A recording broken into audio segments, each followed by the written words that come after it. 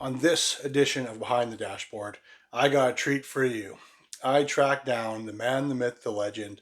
I don't know what I would call him anymore, but Soundman Doug. This guy has been around doing YouTube since 2008. Can you believe that? 2008.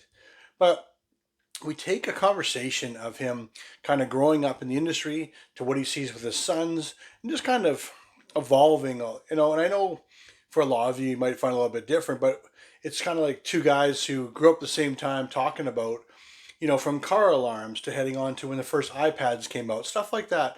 I hope you enjoy it as much as I did making it. All right, sit back, grab your favorite beverage and enjoy. All right, cheers. Okay. Hi, I am here with Doug Soundman Car Audio from YouTube fame. I don't know if he's the man, the myth, the legend, or the OG of it all. I don't know. But I was looking, I couldn't believe one thing because I did an interview with Wilson Audio Labs and I thought he had videos. You are over 1,300 videos. Oh, That's commitment. crazy. I didn't even know that. yeah, Yeah, I know. It was an unreal number. I couldn't believe it myself. yeah, I think I started in 2008 on YouTube.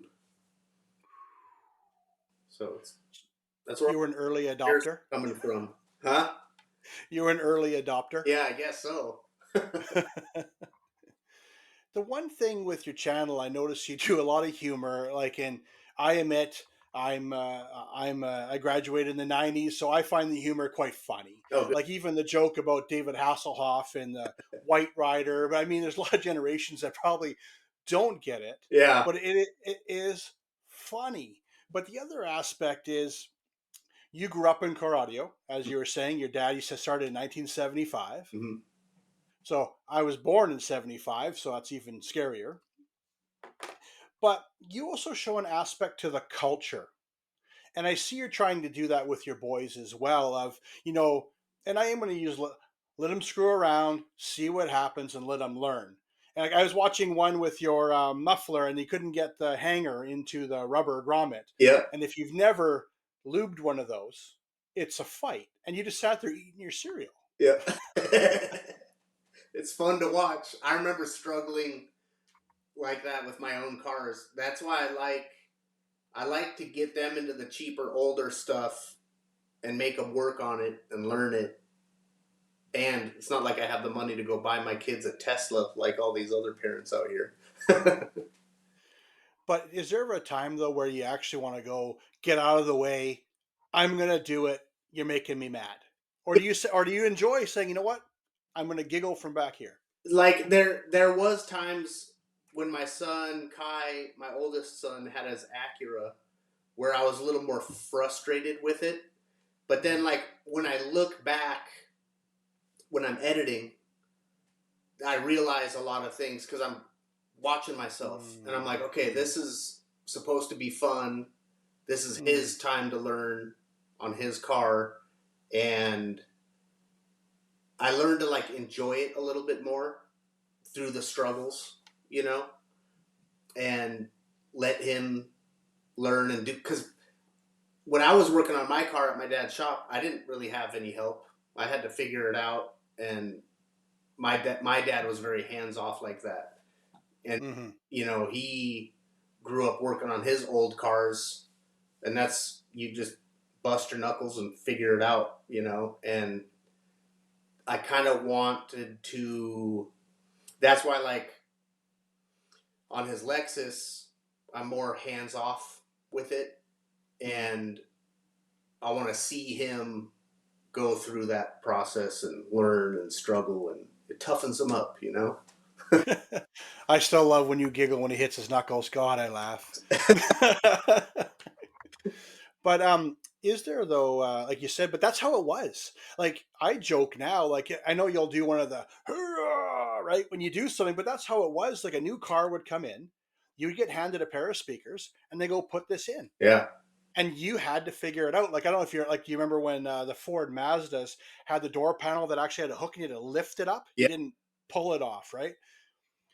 And there was no YouTube, there was no books. You might know a buddy who does the same thing, and it's how it was. I mean, I don't know how to explain that to like viewers that may be looking at this going, well, whatever. I know I type in 2004 Explorer and it shows me how to take the door panel off, and then not including if it was like a Volvo at the time or a Volkswagen, which were pigs to Oh, work on. You know, yeah, like my T-Bird, it was a '95 T-Bird, was the first car I kind of built back in the '90s, and those hooks, you have to slide it up, and yeah. I'm used to pulling on it until the clips come off.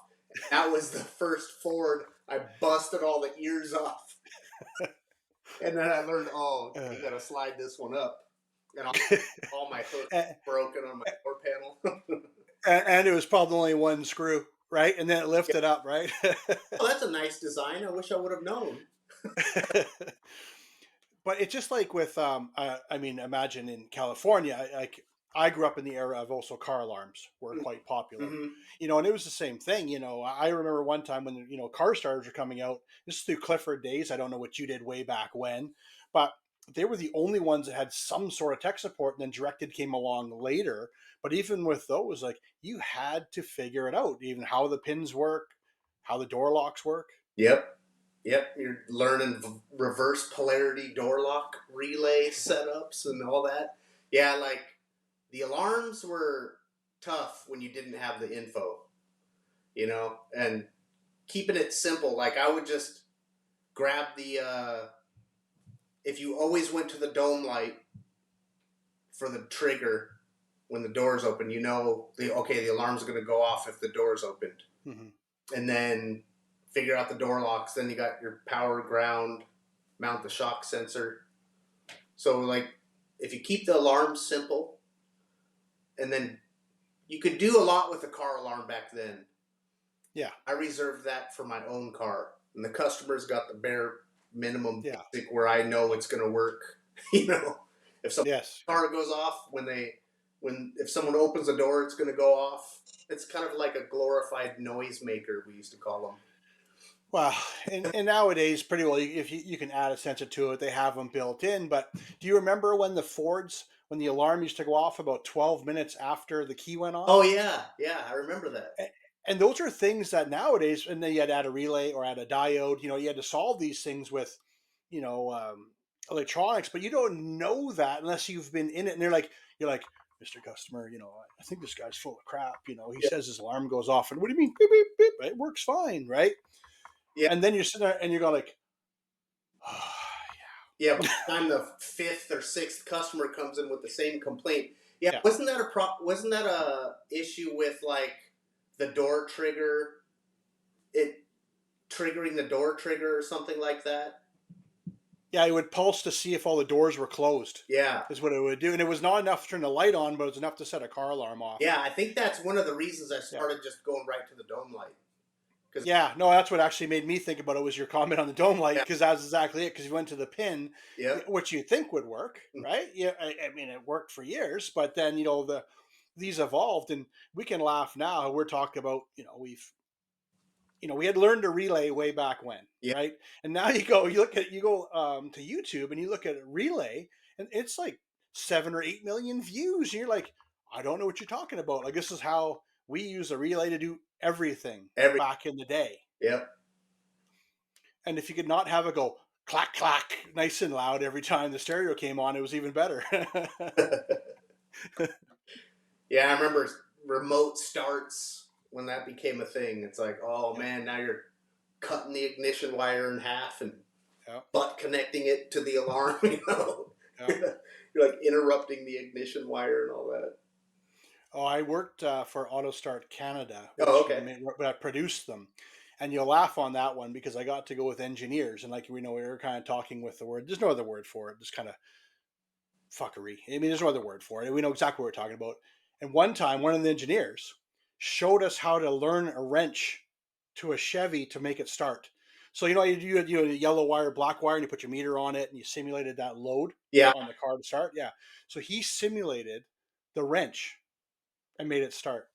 Cost me $100, and I lost that bet Oh man.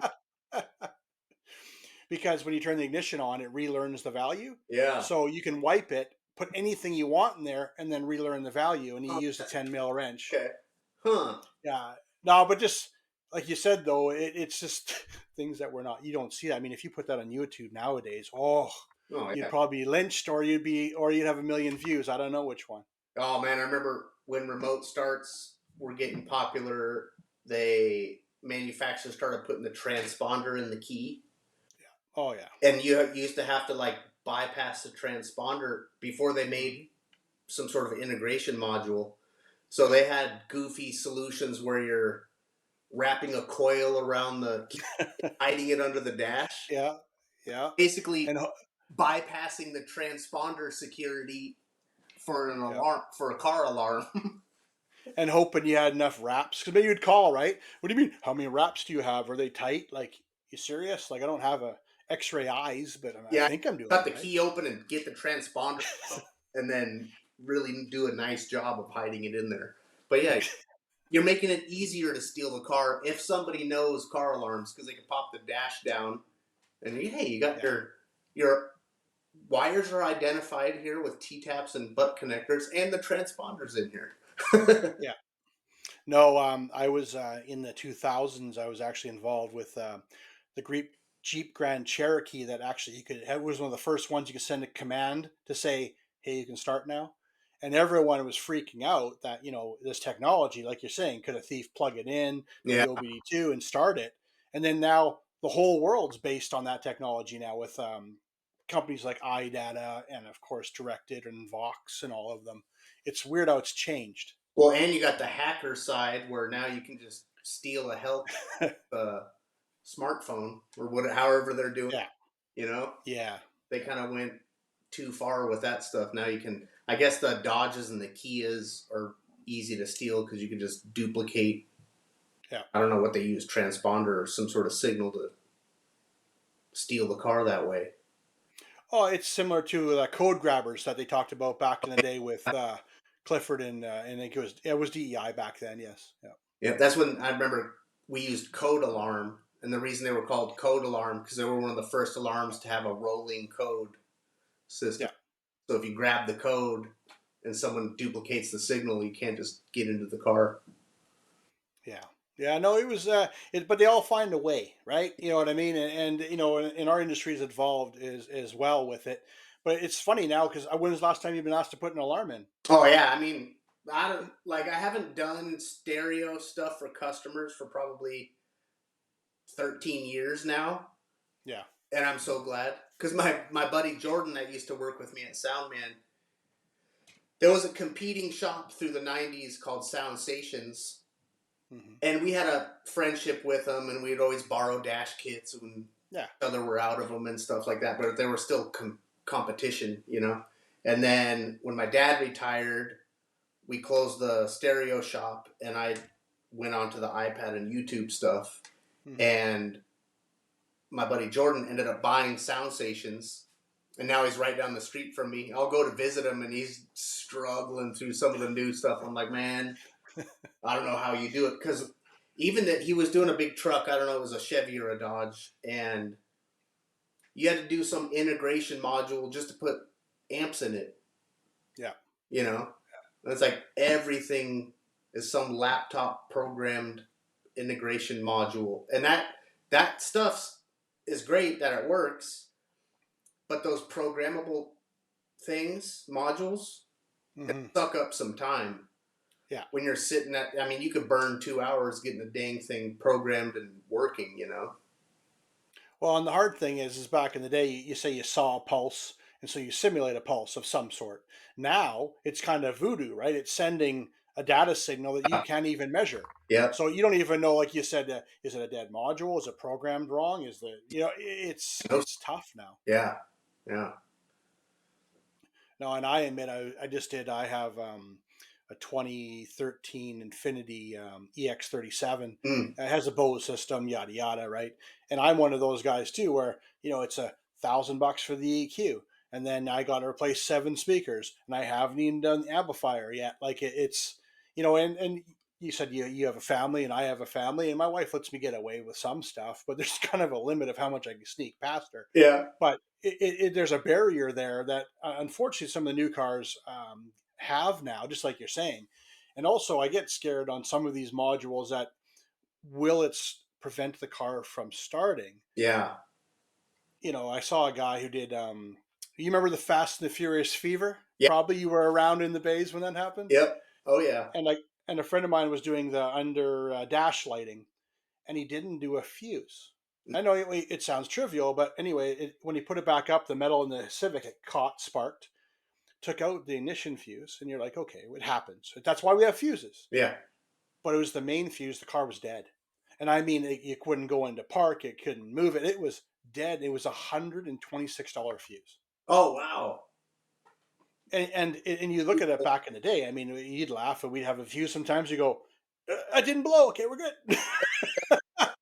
Because you're trying to solve a problem, right? But nowadays, you send the wrong pulse to the wrong place, and it can be catastrophic. Oh yeah. Yeah. If you burn out a data module that needs Yeah, programmed by the dealer, yeah, and you can't yeah, like it's so hard to diagnose some of that stuff because you don't know what's yeah, going on. You know. yeah. Well, it kind of leads me down the path of, like you said, how you can't see it. But one thing I wanted to touch on is what you did was with, I am going to call you the pioneer of the iPad Think. because you did it. But as I was alluding to earlier when we were speaking, I was trying to do, an iTouch or an iPad, back in the day, and all there was like a Denon um, pod. Sorry, what word am I looking for? Docking station. Yeah, little doc. But I always had noise problems. I had pops and stuff. And I noticed like you've obviously mastered it. You've been doing it for over 15 years. I mean, you probably have as much hours as the engineers from Apple integrating that thing into a dashboard. What was your biggest challenge of trying to make it work in the beginning? Oh, the biggest challenge is what you said, like get signal out of it and not have it be noisy and be able to Hmm. actually make it sound good. And I think on our first iPad install, there was an Onkyo dock, and Oh yeah. it was a home dock, 30 pin. But what was unique about that dock is it gave you optical out. So Um, I don't know if it got digital signal straight from the iPad or it did some sort of conversion in it. I think back in the 30 pin days, it was only analog out of the iPad. So it must have done a digital conversion. But then you could go right into a DSP and mhm. you can do whatever you want. And you're not running analog from that 30 pin connector. So trying to, and that's what we do now, like with the Grand Marquis system. Now it's only digital signal out of the iPad. Mhm. Mhm. And I found this cool adapter where there's a multi AV dongle from Apple Hmm. that Yeah. USB C, and then it has on the dongle it has a USB C and a USB A, and I think it might have an HDMI port. Mhm. Mhm. So the USB C on the dongle can go to a charger, so you have charging taken Mhm. care of on the iPad. And then the USB A, I found this simple adapter that's just optical to USB A, little Mhm. cheap little dongle, but it can do 24-bit, 192 kilohertz, Mhm. and it gives you bitchin' optical signal, and you could go right into like a audio controlled DSP, and Mhm. then that you could hook the knob up to the DSP, and now you Yeah. have optical. You can adjust everything, and you have a volume knob. So that system is pretty cool because now you can do high bit rate music right in Yeah. DSP optical. No, then if you mount the DSP next to your amplifier, you have a really short run of optical, or I mean analog cable. Mhm. Yeah. So you're not running RCA's all through the car and all of that. But it took a lot. How many generations ago do you think that cable came out from Apple? Oh, that's like pretty new because it's all the Yeah. USB stuff. So like every time they Mhm. made a change, it was always something. It's nice when they went to the lightning connector because it's that 30 pin dot connectors was a nightmare, you know. So like Oh yeah. iteration we had to just kind of scramble and find stuff that works, you know. And it's easier for most customers to just hook up to through Bluetooth and have a charging cable go to the iPad, because then you could put an aftermarket deck in there. You could pop the iPad out of the dash and still have audio going. But anyone audiophile type of guy is going to want optical to a DSP, you know? But is that, I have a struggle with Bluetooth to an outboard module. Would say some kind of converter. Obviously a Bluetooth analog out, or even digital out. Mm-hmm. I have problems with that because I remember, back in the day, like, you had the Clarion 7770, or you had, the PRS systems and all these radios that had, the purest digital out. And in my mind, and I know I'm old, but I still think of those things. Like even some of the old DVD players, even the half-in DVDs had a digital out. Kenwood had a digital out, but I'm not sold on Bluetooth to digital out. What about yourself? Yeah, I'm not a fan of Bluetooth at all. Like, even in my newer car here, I don't connect Bluetooth to my phone. In my Mm-hmm. daily, it stays stock. I listen to the radio, you know. Yeah, In my project car, I want the best sound I can get, as that's my hobby, you know. yeah. I've sworn off modifying my daily driver, you know, because every car I've owned, Uh, I've basically, you can call it ruined, because like my first T-Bird, I probably had 10 different stereo systems in the thing. You're never satisfied. You always want more. And like, yeah, even my F-150 was my last daily. I ended up cutting holes in the cab and the bed and doing a blow through. And I'm like, man, I just chopped up that car so much, you know? So I'm like, okay, my daily is going to be my daily, and I'll go hog wild on my project car if I want to change it. Because I realize it's like the addiction or hobby aspect of it can encroach on your wife's car, your daily, your kid's car. You know, yeah. it can become a problem. I agree with you. I had a 91 S10 like that, and actually, in the end, I actually did a cab off to weld all the holes that I had put in it over the years. Like, even doing Pioneer truck riders on the back wall, because that's what we did Yeah. back then, right? And and getting the bed removed, and like, what are you doing? I'm repairing the holes, and all that stuff. And I know exactly what you're talking about, but it's funny that someone else has the insight now, Yep. like myself. The smartest thing I learned over the years is like, when I go too far, I patch it back up stock and sell it. I'm like, okay, then I'm not repairing anything. It looks stock, gets traded in, and then some poor sucker's gonna pull the panels off.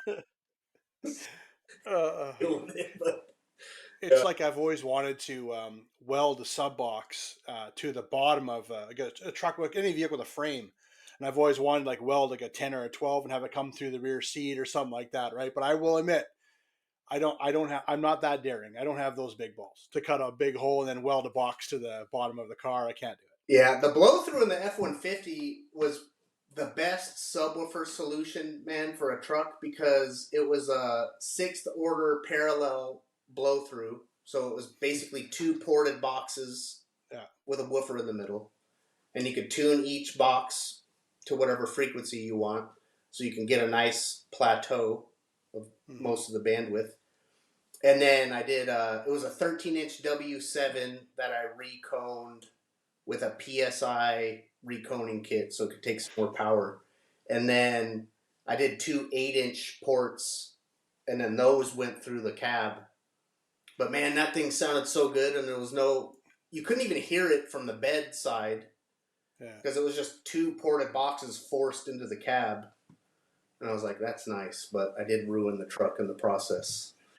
We couldn't do that up here with seals and weather, Yeah. but it's you're leading to one idea I wanted to ask about was you've talked about a fourth order and a sixth order bandpass, and you don't hear like I mean I don't remember AVI back in the day. Did you ever see they had those little small for a 6 inch, an 8 inch, and a 10 inch, Oh yeah. and I think you're the only one that I hear today still talking about it. And don't get me wrong, bandpass, it had amazing. You could show it up, you know what I mean, and then port it wherever you wanted, and it had great response. You could was efficient as hell because the amplifiers we had, I mean, 500 watts was a lot of power back in the day. Yeah. What do you find that not you want to see a renaissance of the bandpass coming back?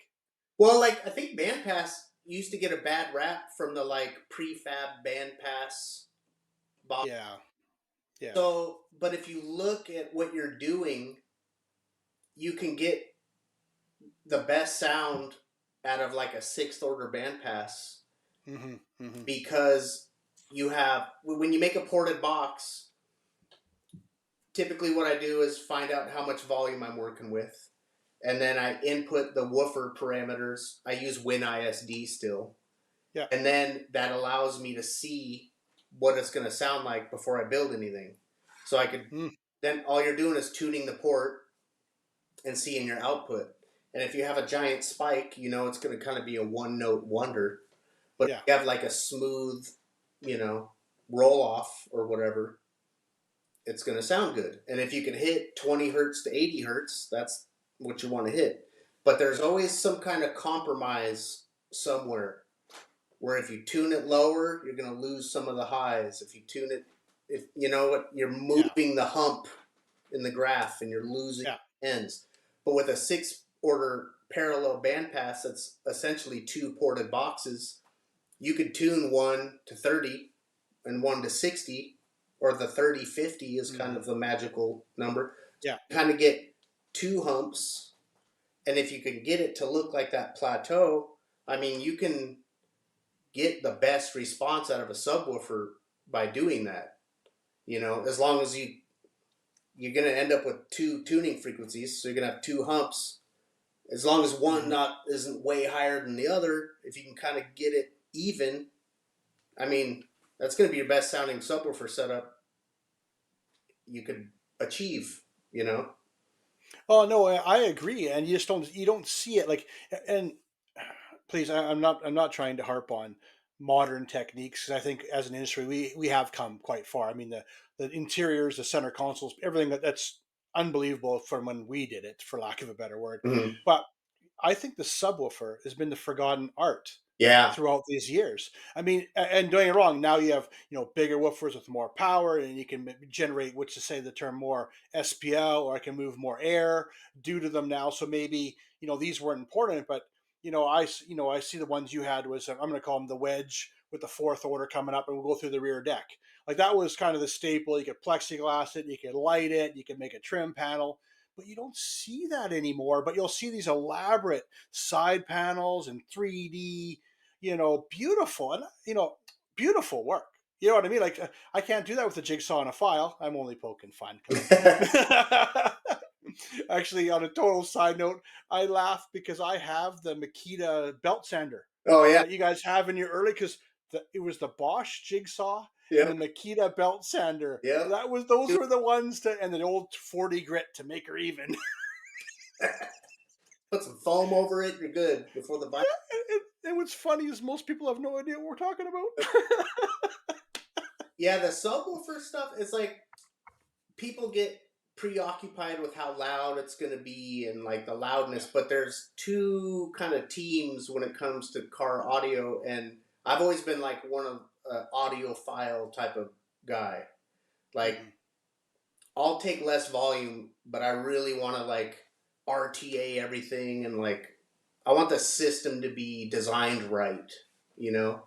I want it to Hmm. hit all the frequencies perfectly, put my curve on the EQ, and then dialing in the subwoofer box isn't something a lot of people do. Now you're limited on space, so you may have to just build a box where it fits and it is what it Yeah. is, you know? So like getting the subwoofer box perfect in a car is really difficult, and I don't think a lot of people are going to that extreme to really squeeze out that extra 10-15% of sound, you know.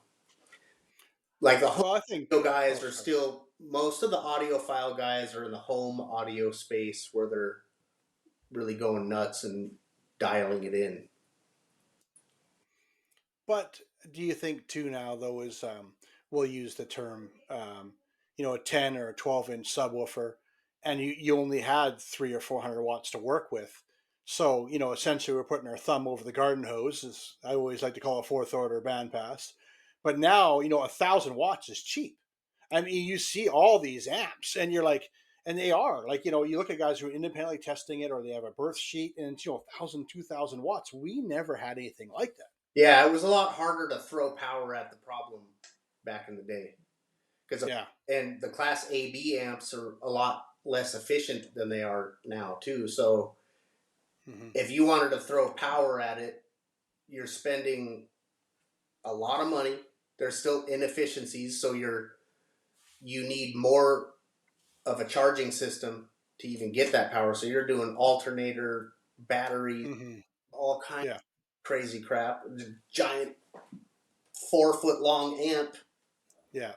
to get a 1,500 watt, 2,000 watt. So like putting a giant amp that much power in a car was like that was a Yeah. limiting factor. So and you can achieve way more bass out of just changing the box design Yeah. than I mean I think you could gain 3 dB from a sealed box to a ported box just by porting it, Yeah. Yeah. you know. But then that's like tuning it is where it comes down to if it's going to sound good or not with a ported box. But I actually believe nowadays, as you were you were alluding to from your the gentleman down the road, you said, cars are getting hard, right? It's how it is. So I think now the best thing is bass.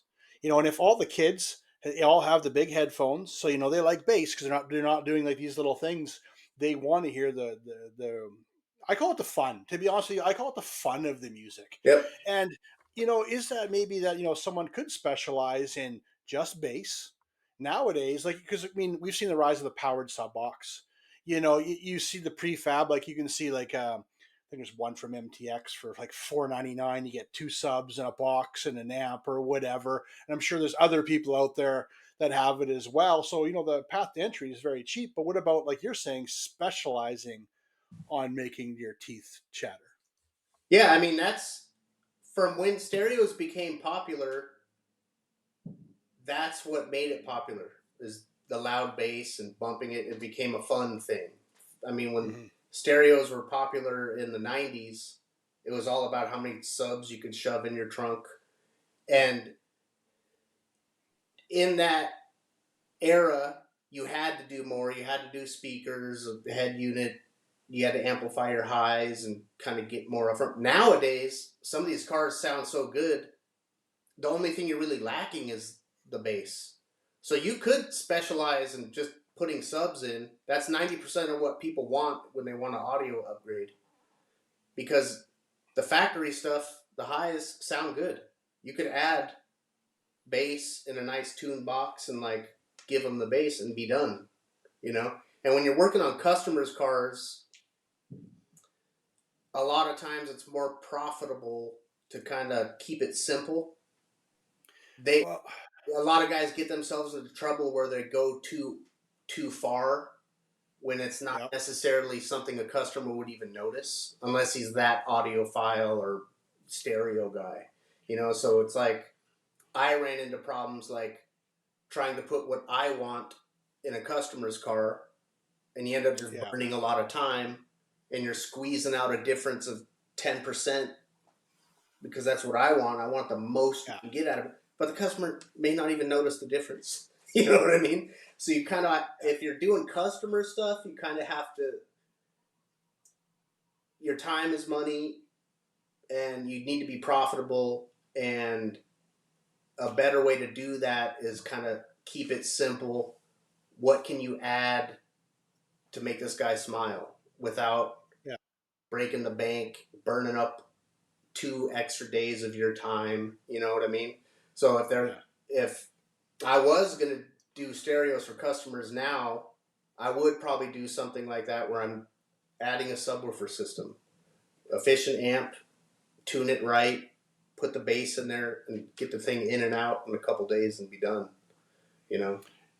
yeah. No, I actually do believe you're onto something there, but I also know exactly what you're talking about when you try and get your what word do I want to use, your ideas into it. Because I admit, back in the day, you could do 3, 4 billable hours a day, and you were still profitable. Mhm. Now things are a lot more. Like if you're not billing 6 hours a day, you're usually losing with wages and heat, hot water, etc. So it is a big factor, and I think you might be on something that's a boom boom. Like I had 16 retailers within 7 miles of me back way back when, and we had a fourth order band pass with a Sony amp, and then we tri-moded it. It had caps for the front speakers, so everyone that came in said, "Hey, your car will sound like this," and you have 4 factory Ford speakers, with a Ford radio. Hey, this is what it's going to sound like. Now go talk to all of them Yep. and say, "What do you get for $1,000?" And I go, "I bet you money they're going to sell you a 6x9s and a radio."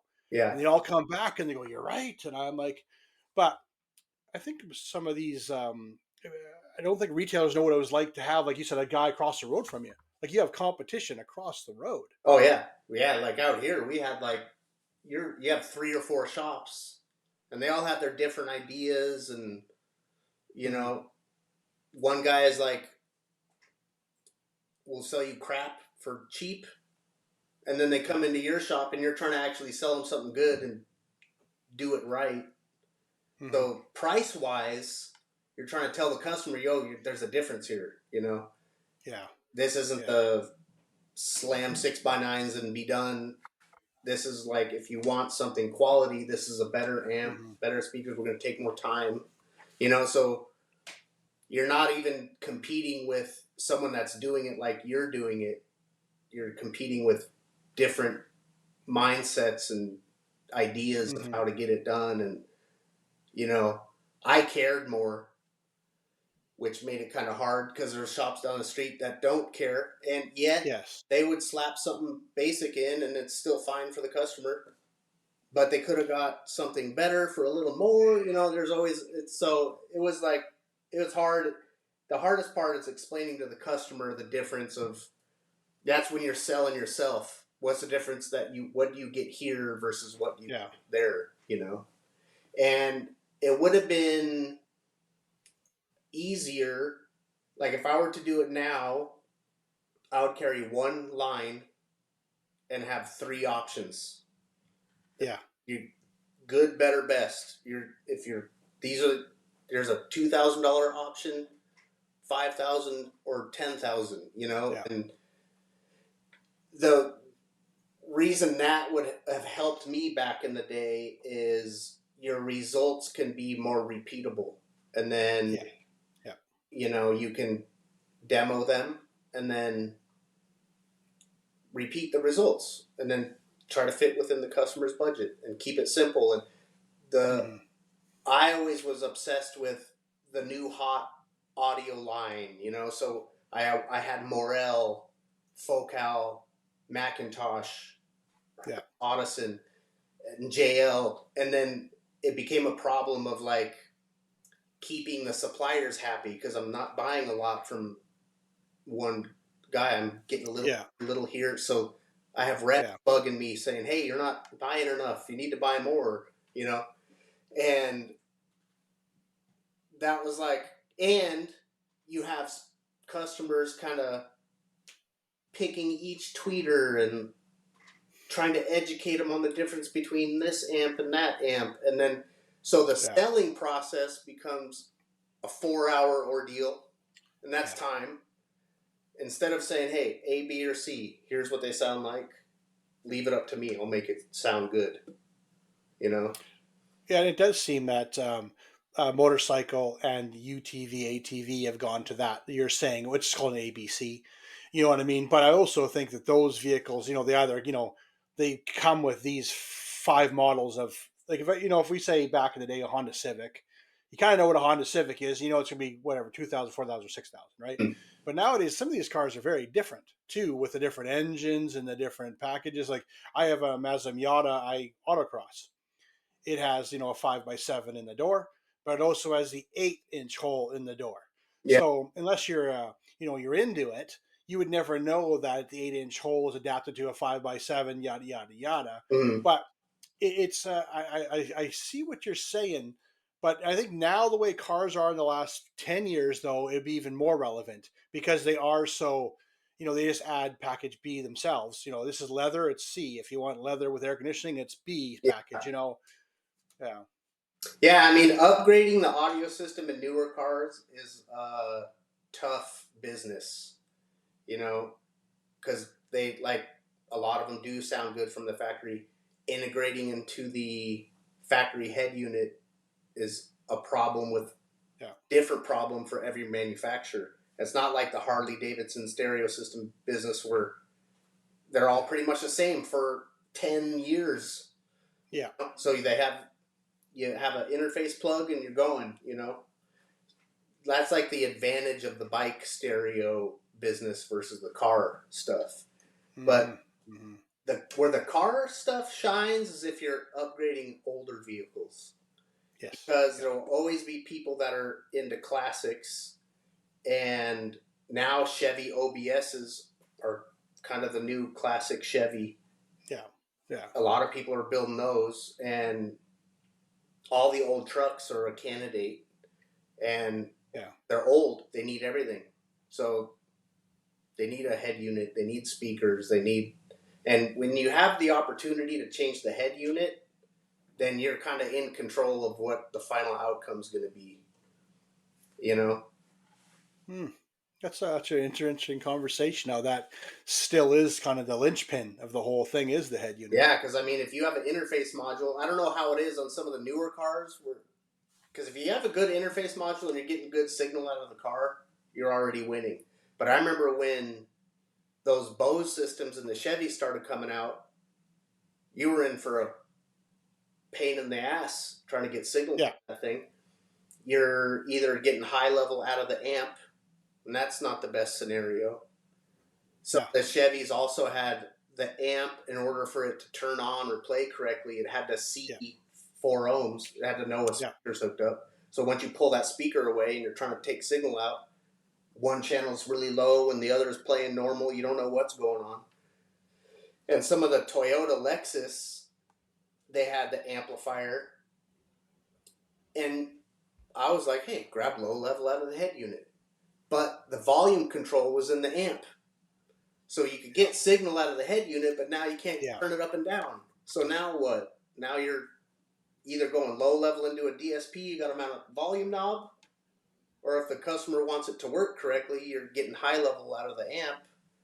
Sometimes the signal's EQ'd from the factory, so you have to either de-EQ it before you could EQ it again. So you're just introducing all this to the most important part, Yeah. you know? Well, and that is kind of why, even with your iPad idea still, though, you're bypassing all that and you're starting from scratch again. So it's kind of, I'm like, oh, I see now even a little bit more of what he was doing. You Yeah, know what I mean? Because you can control the front end. yeah. The strength of the iPad in an older car is that you could always be up to date with the technology. Because even this iPad I'm on right now is the one I had in my F-150. I think this is the first generation iPad Pro, Yeah. but I just updated it this morning. So I still have the software that's on this is way Yeah. different than it was when I first got it. So if you have an old a classic Chevy and you build a center console with an iPad Mini or an iPad in there, if you only drive the car every summer, you're getting a software update and you're getting new Mm. software. Or if you even want to update the iPad, you can have the newest technology when it comes to navigation, any app you want to Mm. run. It's always going Mm. to sound good. Because even a doubled in, if you put a doubled in your 57 Chevy, two Yeah. years, it's going to look old and not be current stuff. Well, You know? and also sitting there, like you're saying too. You know what I mean? It's a good. Actually, I never really thought of that too. Like even with the iPad, at least you can take it out when you're storing it, and you assume they're storing it properly. But I mean, you're just having a radio sitting there, just corroding essentially. Because let's face it, they're not made to last 10, 20 years like they used to be. Yeah, and then with a classic car, if it's a weekend car, some of these guys are replacing their radio and they barely use the thing. You know? Yeah. You want to, Yeah, oh, this one doesn't work with my new phone. Let me get another one, you know?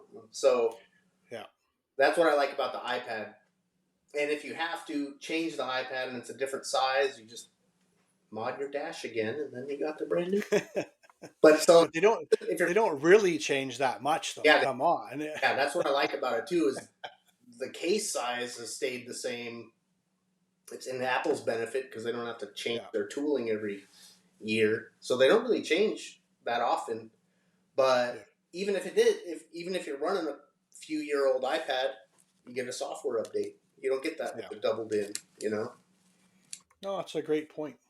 So for classic cars, older cars, that's what I'm excited about with the Grand Marquis is, you know, it really modernizes it in a way that's like better than a touchscreen in a OEM vehicle that you're going to get. There's always shortcomings with those ones because when they're designing a vehicle, by the time it rolls out to the public, it's already kind of old technology anyway. As Hmm.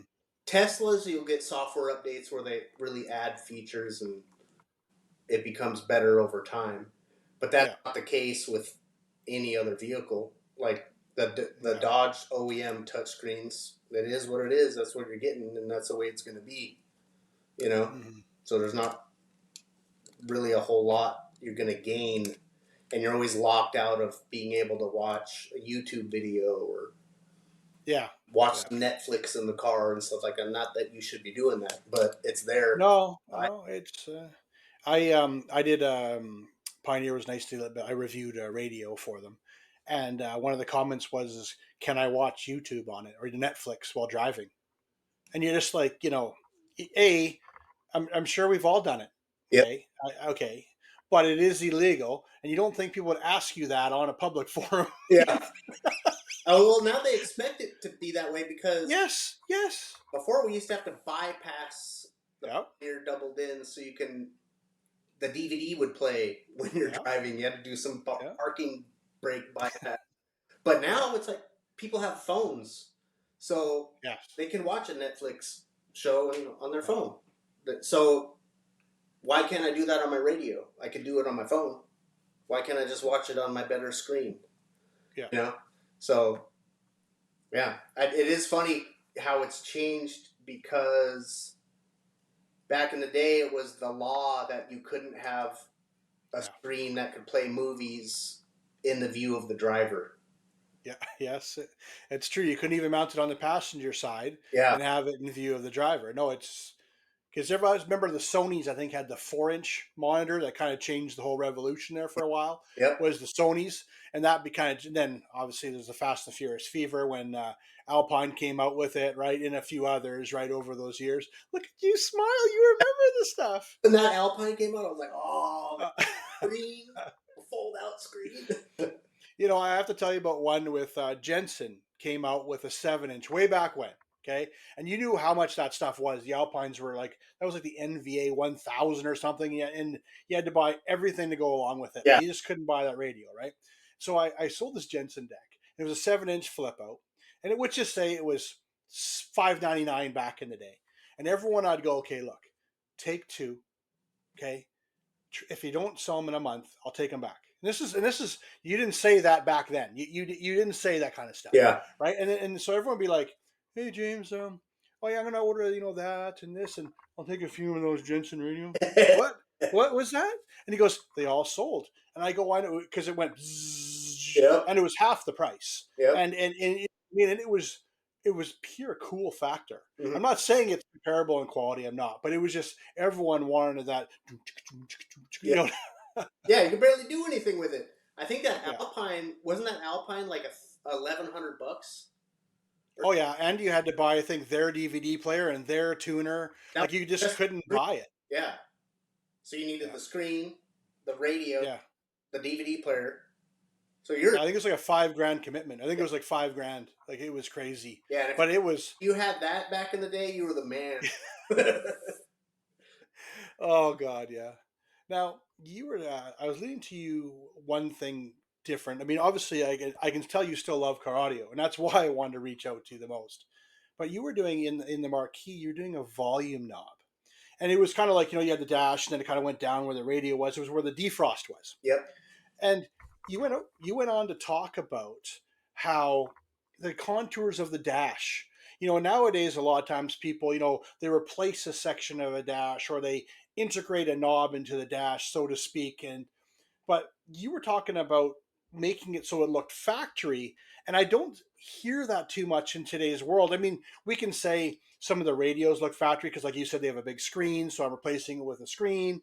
But where does this come from to you to look at a car and say, you know what, I'm going to integrate a volume knob? And you must, I'm guessing 40 hours into this knob. And and you're even talking about, I couldn't find the, I want to light it up, I want to do this. And so you have an insight on how you wanted the knob to look.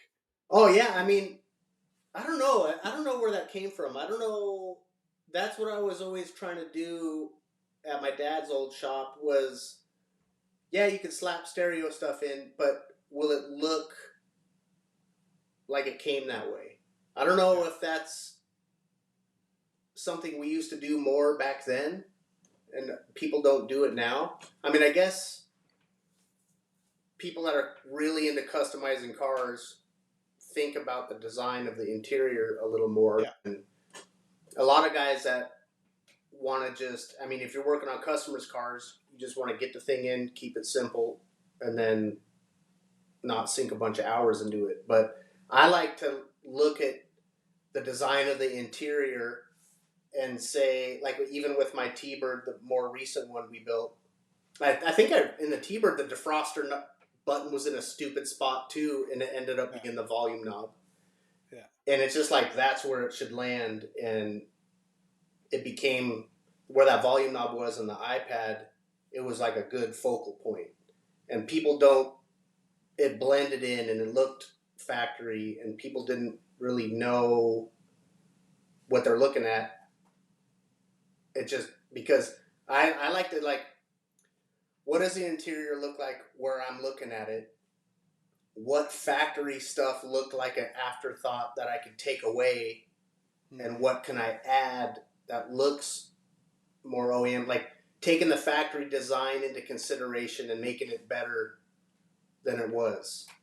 So if that hmm means deleting some stuff, that's like the Grand Marquis has this nice wood grain piece that goes across the dash and has a stupid airbag light right in the middle of the wood grain. I'm like, That's that. Is that hole? That's right. yeah. So Yeah, it's yeah, like that needs to go because yeah, that's a legal issue or whatever reason they put that light there wasn't yeah, wasn't something out of aesthetic design to make it look better. it made the design look worse. So take that away. The defroster knob is ugly, and that's where a volume knob should be. So it's just like trying to figure out like what can make this interior look like better than OEM, but still look like it could have came that way. You yeah. know? No, I like to integrate the newest technology into the vehicle so it looks seamless. Yeah. I do. I like that. Like it's kind of like you're saying is, I mean, I used do you call it specklestone paint back in the Oh day? yeah. Yeah, I'm sorry. But yeah, I did that inside the glove box, right, or in the center console, and all those kind of things, right. But it kind of ruined your car. It wasn't timeless. You Yeah. know what I mean? And making audio so it's timeless is tough as well, Yeah. right? And I think that's what we're kind of talking about. Is like you said, I see that. Oh, the line comes down. Oh, I see there's a knob integrated. What does it do? And it actually looks timeless, just like your you were joking about you had I think you call it the mule, your Volkswagen Yeah. outside of the big, and everyone's staring at the mule more than the Lamborghinis. Yeah. Yep. Yeah. Yeah. The mule is a love-hate relationship. It's like that with the mule. I've learned like not to go too far. you know, you can go too far and then never be done. Yeah. Or have the time and money to make it where you want to be. I was laughing at the one, Bud, when you did the transmission, and you were like, "Who didn't put the bolts in here?" Because that's one thing I find about installing. Yeah. It's very self-reflective Yeah. You because go back. you didn't run it. you didn't put Yeah, tape on that, or you did that, or when you go to put it in and nothing fits anymore, yeah. right? You know what I mean? Like, Old and soul that's what, into this thing. yeah, yeah. But that's what I find interesting. What I love about installing still to this day is, you took something, you made it better, you installed it, it's finished, it's out the door, and next car. So you get that gratification Yeah, of your job that you're doing, or like you're saying, now he has real subwoofers or blah blah, and that's what I do miss. I admit is seeing that work every day yeah, and going, I did that, and I know more customers from what I did to their car 20 years ago than I could tell you. I don't know their name. yeah. And that's where I get the gratification too, and that's where I like to keep it more simple because a lot of the problem with people building their own cars and like trying to envision something and customize your car, you kind of end up shoving trying to shove 10 pounds of crap in a 5-pound hole Yeah, situation. yeah, And with car stereo, less is more. If you yeah, put two tweeters, two mids, and a subwoofer, and you do it right, you're going to be happy with it if you do it right. But when you start adding more speakers, more this, more amps, and you're putting all this crap everywhere, you could be causing a lot of problems and a lot of yeah, hurdles that you have to overcome. And what are you going to gain from it? You know, like yeah, my yeah, I have a philosophy where like the stereo I'm building in my car that I'm going to drive only needs to be loud enough so I can hear it on the freeway with my windows down. That's it. yeah, And you can yeah, achieve that with a set of components and a subwoofer. And if you have the adjustability in your system with a DSP and you tune the box right, it's going to sound good if you adjust it correctly. You know, you're going to get everything you need. But what do you think of? I think, I mean, you remember like the Bit One when that first came out, the audio control, the Phoenix Gold EQ 232. I mean, it was very, you slid it. You know what I mean? And then audio control, I think, were the first ones to come out with some kind of digital. And then there's F1 at the time from Alpine. Yep. Now, you think now though you can make a car? I always, I'll rewind. I'll rewind. I believe when you make a speaker, do what the speaker does. You mount it properly, you seal it front to back, you give enough power, you do that kind of stuff and let it do what it does. Yep. But then now with DSP, and don't get me wrong, I like older rock, so I enjoy kick drum. So I like, Mm-hmm. I want to feel I want like my pant leg to move when that kick drum comes in, but that's what I like. But I also know when I'm boosting it for that kick drum, which is say from 80 to 120, and I have a 3060B crossover on there, I know I can push that speaker.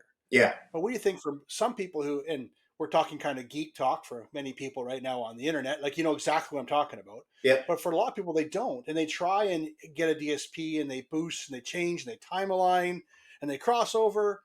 But what about just having a system that I just turn the knob and it plays? That's where you get in your own way, and that's where less is more.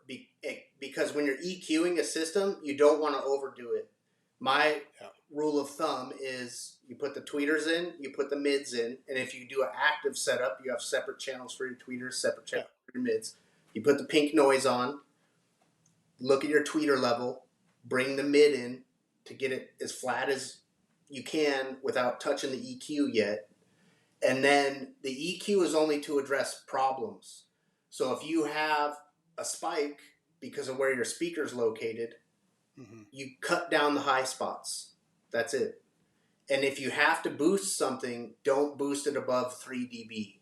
Yes, yeah, So if you're really trying to make it look flat on the RTA and you got something boosted 12 dB and something dragged down 12 dB to where your EQ, when you look at the adjustment, is all over the place, you're overcorrecting. So you mm-hmm. need to put the speaker in and do all the right stuff like you're saying with sealing it and putting foam Yeah, behind the mid so you don't have a weird resonant frequency from bouncing off yeah, the metal or something like that. Get it in the best you can. Adjust your levels from your mid and the tweeter because a lot of times with the passive set of components, the crossover network doesn't give you a whole lot of room for adjustment. So your tweeter Yeah. could be really loud and your mid's not, depending on where you put them.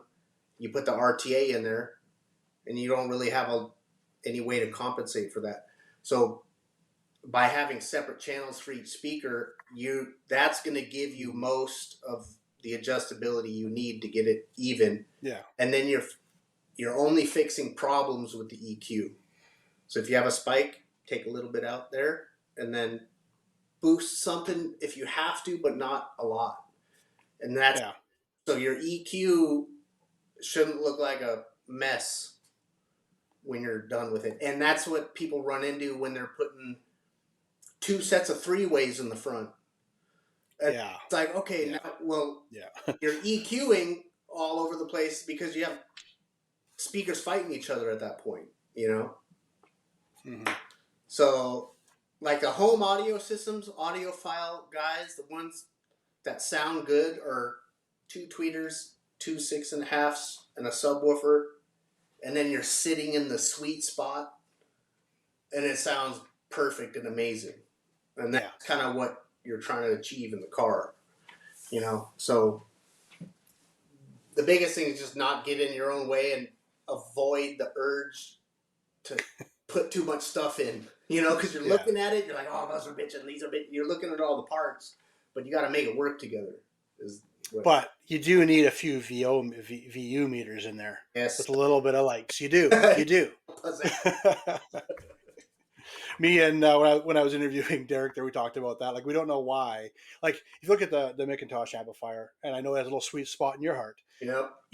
but that's what's iconic is the gauges. Yep. And you wonder why manufacturers don't do it now. And I mean, Crunch did it, a few others did it back in the day. But it's funny how little things like that still make us smile. Oh yeah. And I do wonder why manufacturers don't, for the, let's hypothetically say the $4 Yeah. in parts at manufacturing for the smile, It'll be yeah. um, I think would go a long way. Oh, it goes a long way because I mean, Macintosh is still burned into my mind from when I was just started at my dad's shop. The best he had was MTX, which was pretty good back then. Yeah. But then I saw a Porsche somewhere, and he had Macintosh amps under the hood with the VU meters, and I was like, "Oh, that's just the best shit ever made." And like, Uh, it's like I'm 46, and that's still how I feel about it. You know? I know. I know. I wish there was. I wish someone would bring it back. But the problem is now too, though. You have this, like, you would use. I believe you do NVX Yeah. speakers, Mm-hmm. and would say they're. I'm going to call it low to medium end because it's a big spectrum. And then there's like up here, and it seems like there's not much in between. Like, companies like that are delivering a great product at a great price point, but to go from, say, and please, I'm not trying to speak out of turn on them because I don't know them that well, but to go from them to, say, a higher end Morel, I think there's a big difference I don't know, in man. price. So my yeah, big difference in price. My friend Yeah. Alan used to work with me at Soundman for many years. Yeah. He's at NVX doing a lot of the Oh. their high end speakers that they sell. I think it's the X series. Mm-hmm. Those Mm-hmm. things are nice. And what I Oh. notice about them is the price is really low for what you're getting. Oh, really? Eh?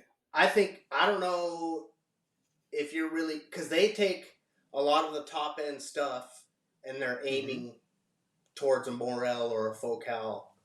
Oh, really? Eh? Yeah, and that those X series speakers, if you were to get them in your hands and listen to them and look at them, that those would have sold for $600-700 back in the day, and Wow. you're getting them for $300. So Hmm. that's kind of my favorite brand of any new manufacturer because they're really going for the quality. Setting a standard almost. Yeah, they're Alan comes from where I came from, and the owner of NVX is an audiophile nut, and they're No, huh? but that's very valid though that he's come. I'll call it come from the tools. Yeah, You know what I mean? Because a lot of people nowadays, they go and shop and they're like, I want this from the shelf, this from the shelf, and they put it together. that That's interesting that a guy came from the Bay yeah, that's associated with that product. That's pretty and they're cool. developing it and they're making it. And the difference, the price difference, is possible because they're selling to directly to the customer. Hmm. So Hmm. when you buy a JL audio from a shop, JL sold it to the shop. The shop's the middleman who's selling it to the customer, Yeah. and you know what kind of margins were there. I mean, Yeah. pretty much doubling your money on a set of speakers or a subwoofer back then. Yeah. I don't know what it's like, Yeah. but Yeah. when a manufacturer, if the business model was different and JL was selling directly to the customer, and you had to be competitive on price, there's a lot of fat you could cut off the price. You know what I mean? So a lot of these newer audio companies are selling directly to the manufacturer, and that's the difference Yes. between the business model of like an NVX versus a JL audio, Hmm. is there's no middleman, you know. Hmm. So That's pretty interesting. yeah, I was talking to NVX. I'm like, man, you should sell these for more money. They don't want to, but I'm like, because it's kind of a thing where when you see a price, you're like, oh, that price means quality. Yeah. Look at a Yeah. Borel Yeah. or a Focal. That $1,100, you know it's going to be good. Hmm. But when you look at that NVX X series, you don't know what you're looking at yet. You haven't seen it in person or heard it, but it's like Hmm. $300 or $400. So, but what you get is pretty impressive. You know that they have a $300 5 channel that I put in the Mule, Oh yeah. and I'm like, holy shit! Yeah. I know. Like, I know. It's crazy. That's crazy. yeah, I don't know. So I got two questions for you that would break the internet: All right, silk dome or metal tweeters. they both can be good. Now, I don't know. the I don't problem know. people have with metal tweeters kind of comes from the MB Court days. Wow. I mean, this when the tweeter played, it made your face go like Yeah, this. it's like, oh, shh. Yeah. So, but people would, the reason it sounded so different because those tweeters were bright. And I Yeah. remember thinking MB Courts were the best thing. I put a set in my car and I was getting into tuning an RTA. And when you Yeah. put the RTA on it, factory MB Court crossover network art Well, that was this big back then had a too. big old, this is good shit. And then you put the RTA on it and you're like, holy shit, the fucking tweeter's out of the stratosphere. You know what I mean? So, Yeah, I do. Yeah. like, I tend to usually go towards a silk dome tweeter, but I have Yeah. tuned active systems with the Focal metal tweeters, Yeah.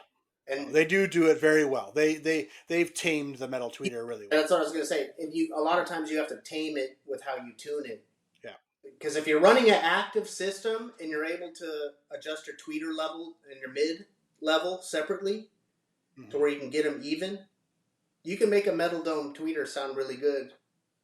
Yeah. Make a Yeah. silk dome tweeter sound really good. And if you do have a problem area where there's a huge spike, you can cut that a little bit with the EQ. Yeah. And Yeah. what I notice about the metal dome tweeter is if you really want the sizzle up in the 20K right at the end of the spectrum, it's easier to get a little bit more of that super high frequency sizzle. That's Yeah. what you're into versus a, No, no, I get it. I get it. yeah. But I mean, Um, talking about the last two frequencies and the bandwidth that you're really not oh, hearing too much. the argument that it's gone on for years. It's just like my next one is the center of the car the middle of the dashboard or the middle of the steering wheel? Come on. Well, it's the middle of the steering wheel, I think. Don't get me wrong. I've heard it both ways, but you know what I mean. If you're sitting in the center, well, it's there. Yeah, And then I love talking to the old boys about it because they almost get in fist fights over it. yeah. Like, I mean, if you're adjusting, if you want your driver's seat to be the sweet spot, that's now the center of the vehicle. yeah, But if your wife's riding along with you, now you got a problem. it's just like as I've gotten older. between 1K and 3K, my right ear doesn't work that well from being Yeah. in the car. I don't know what's happened as I've gotten older. Just on the one side, I don't know. Your mind is EQing that frequency out. It detects a problem area. I never knew I was such a bad driver until I got married. I know, yeah. Instagram. Sorry, she's probably going to hear me coming downstairs. Yeah. I sent an Instagram reel to my wife. It's someone driving, and the wife's, "Stop! You're gonna run that person over!" And then you look out, there's a guy like Don't, 2 football fields away. yeah, don't, yeah. So, Oh, yeah. No, I know. We've had some doozies over that one. So what I'm going to do is I think this is a great thing to end here. You have made me smile and laugh and get all nostalgic way too much. I do want to thank you.